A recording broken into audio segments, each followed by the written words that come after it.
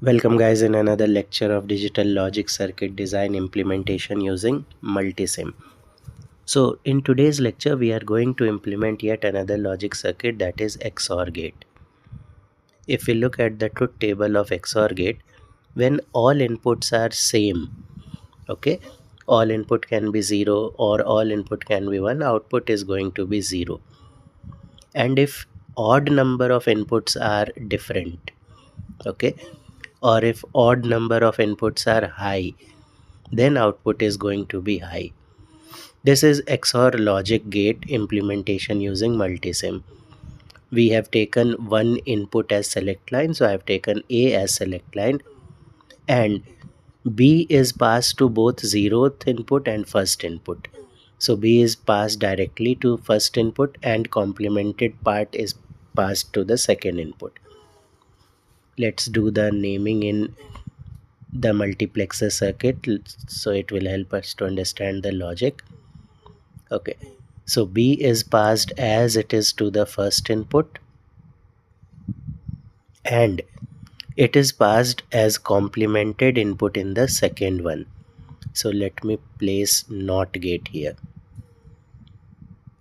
So here it is. Okay, so now this is my XOR logic using 2x1 multiplexer. So when A is 0, whatever the input is applied to B, it will appear as first input. So if B is 0, it will appear as 0. If B is 1, it will appear as 1. So A is 0, B is 0. Let's run this circuit and see. Here it is. A is 0, B is 0, and logic 0, 0, 0. And when B is 1, so you can see here it is passed as it is. So 0, 1, and now A is 1.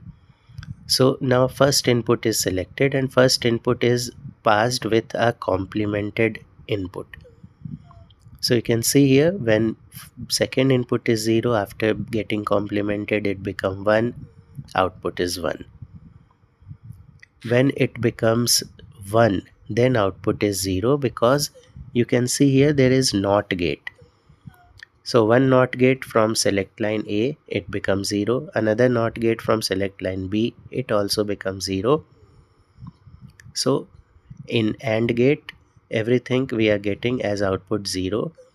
In the OR gate, we are getting 0, 0 in the input, and so output is 0. So this is the basic OR gate, XOR gate logic implementation using Multisim.